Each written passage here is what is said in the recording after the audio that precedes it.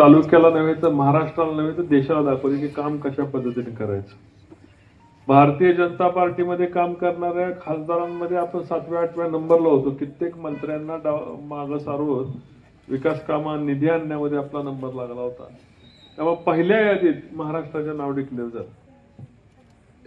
दुर्दैवाने आपण फलटणकरांनी तुम्ही 22,000चं लीड दिलं, रनआउट झालो. कारण जरांगे फॅक्टर होता, घटना बदलणार म्हणून, संविधान घटना बदलणार म्हणून तो फॅक्टर चालवला गेला. मुस्लिम समाजाला वेगळं सांगण्यात आलं आणि खोट्या गोष्टीचे ढग आले. आणि पाऊस पण पडला, त्या पावसात आपण वाहून गेलो. खोटे ढग आले, पाऊस पडला, घटना बदलली नाही. मोदीजींनी जेव्हा शपथ घेतली तेव्हा घटनेवर हात ठेवून शपथ घेतली. आणि याचा अर्थ काय सांगायचा, देशाला समाजाला काय संदेश द्यायचा तो दिला. मी मध्ये देवेंद्रजींना आणि अजितदादा दोघांनाही म्हटलं की तुम्ही लोकसभेच्या आधी जर ह्या योजना आणल्या असत्या ना आता, तुम्ही दोघांनी मिळून मला पाडलं काय असं मला वाटायला लागलं. कारण लोकसभेच्या आधी माझी लाडकी बहीण चालू केली असती, वीज माफी केली असती, कर्जमाफी जाहीर केली असती, 3 सिलेंडर मोफत दिले असते, मुलींचं शिक्षण मोफत केलं असतं, हे लोकसभेपूर्वी केलं असतं तर हे सगळे फॅक्टर काम केले नसते. जे झालं ते झालं. आता या ठिकाणचं ज्यांनी पाप केलं, मला बहुतेक वरनं हरिबाबांचा संदेश आला असायला, पहिली तुझ्या तालुक्यातली घाण दूर कर आणि मग परत दिल्लीला आहे. पराभव, यशाची अपेक्षा असताना पराभव माघारी घेऊन आलो. आणि आपलं काय, आपण ह्या मातीत घडलं. पण म्हटलं आता यांना दाखवून द्यायचं. ते हिंदीमध्ये गाणे, अपनी तो ऐसे वैसे कट जाएगी आपका क्या होगा. आम्हाला तर अपयश घ्यायची सवय आहे. आम्ही अपयश अनेक घेतली. नेत्यांचं अपयश घेतलं, नगरपालिकेचं अपयश घेतलं. अपयशातनं यशाकडे कधी न थांबता एक जर्मन पक्षी असतो, त्याचं नाव आहे फिनिक्स. त्याला तो जळाला तरी राखेतनं पुन्हा निर्माण होतो. त्या फिनिक्स पक्षाप्रमाणे आपण या 2024ची निवडणूक पराभूत झाल्यानंतर परत फिनिक्स पक्षाचं मला उभारी घेतली. किती 5 वर्ष मला सोपी नव्हती. मला वाटलं खासदार झाल्यानंतर सगळं सोपं असतं. मला कळलं खरं राजकारण काय असतं. रणजित निंबाळकरला पहिल्या 2.5 वर्षामध्ये कसा कोंडला, सरकार गेल्यानंतर कसं कोंडलं, कसं अडचणीत आणलं, कशा त्याच्यावर अॅट्रॉसिटी दाखल झाल्या, त्याच्या बायकोवर 354 दाखल झाला. त्याचं उत्तम उदाहरण या फलटण तालुक्यातल्या नेते मंडळींनी करून घेतलं. आणि त्याला सुद्धा डगमगलो नाही, त्याला सुद्धा आपण उरून पुरलो. आणि उरून पुरून सरकार गेल्या कुणी केलं तुम्हाला माहिती नाही. सगळं कुणी केलं? अरे श्रीमंतांनी केलं म्हणा तरी खरं.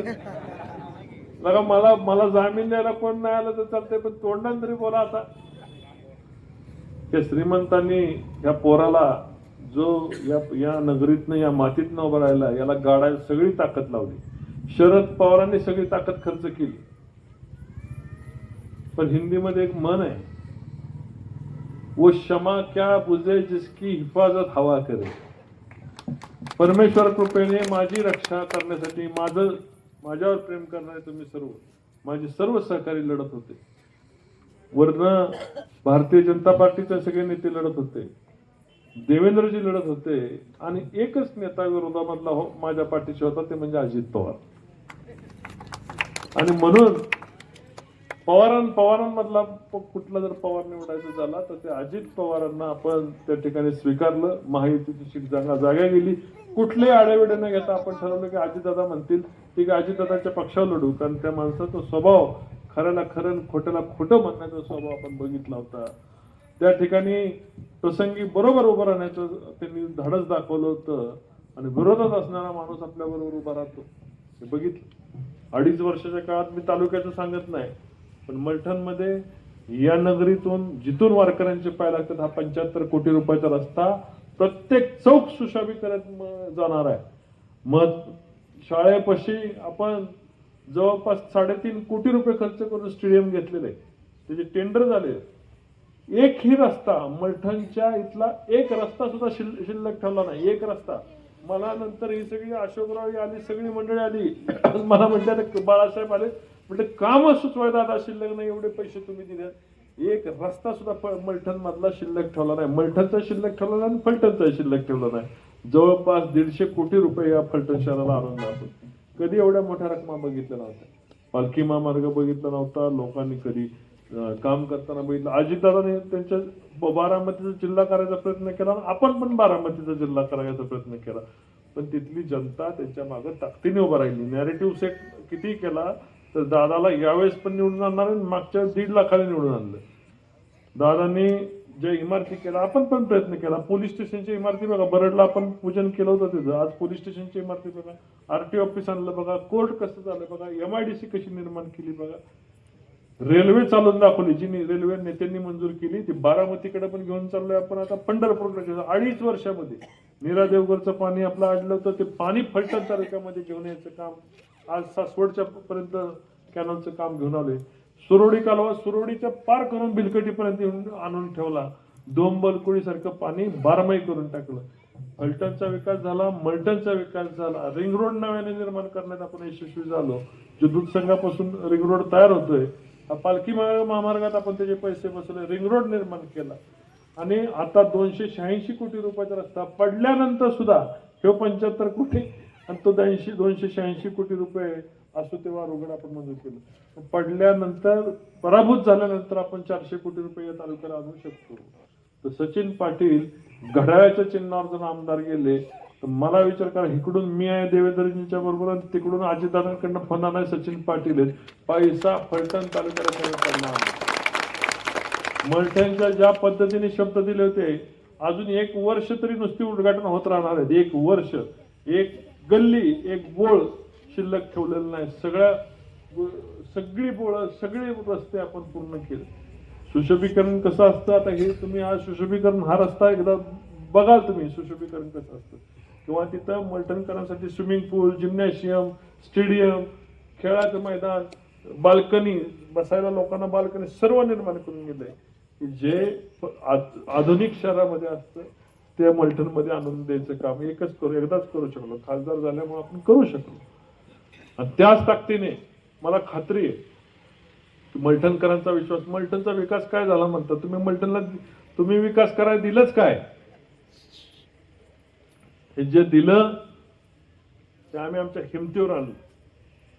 मलठणला गावाच्या बाहेर तुम्ही काढलं होतं, वेशीच्या बाहेर मलठणची जनता स्वतःच्या ताकदीवर त्यांचा स्वतःचा विकास. तुम्ही कोणी कुटुंब चालवायला नव्हता आला. मलठणकर कुटुंबीय इथं आलेले माझे 10,000 कुटुंबीय स्वतःच्या ताकदीवर मोठे झालेले. तुमच्या राजवाड्यावर नोकऱ्या करून मुजरे करून मलठणची जनता मोठी झालेली नाही. आणि मलठण निश्चितपणे मी तुम्हाला सांगतो की जे स्वप्न आपण बारामतीत जाऊन बघतायत ते स्वप्न फलटणला आणि मलठणला दिसल्याशिवाय राहणार नाही. रणजित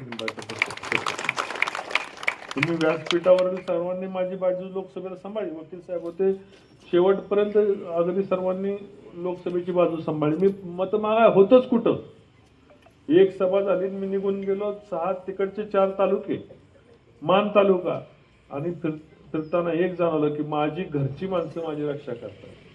आणि मला आजही खात्री आहे की तुम्ही माझी रक्षा करणारे कोणीही किती येऊन द्या, मलठणमध्ये किती त्यांनी पैसे वाटून द्या, किट वाटून द्या, काय वाटून द्या, मलठण यंदा परिवर्तन करण्यामध्ये सर्वात आघाडीवर असणार आहे. मला विरोधकांचे सुद्धा फोन आले, दादा यंदा परिवर्तन होणार आहे आणि आम्ही तुम्हाला आजपर्यंत विरोध केला. लोकसभेला मी तुम्हाला विरोधात मतदान टाकलं, पण ह्या वेळेस आम्ही कुठं असून द्या आमच्या मतदानाचा व्हिडिओ तुम्हाला करून दाखवतो. मतदान 100% म्हटले आम्ही तुमच्या बरोबर राहणार नाही.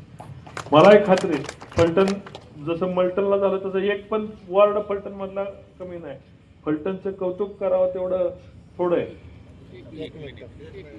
सगळ्या वॉर्ड मधनं आपण फलटण मधनं लीड घेतलं आणि जवळपास 7,000चं लीड घेतलं. मला मी आज सांगतो फलटण ह्या वेळेस सुद्धा 9 ते 10,000चं लीड देणार आहे. होणाऱ्या मतदानामध्ये सचिन पाटील 70% पुढे फलटण शहरामध्ये जातील. हा शब्द पत्रकार बंधूंना विनंती की माझा शब्द लिहून टाके. 70%ला जाऊन सचिन पाटील चिकटतील. कुणी किती ताकद लावून द्या, कुणी किती पळून द्या, या वेळेचा विजय घड्याळावर सचिन पाटलाचा होणार. ही परमेश्वराने दिलेली एक संधी आहे आणि संधीचं सोनं आम्ही करणार एवढंच बोलतो आणि माझे 2 शब्द संपवतो. जय हिंद, जय महाराष्ट्र.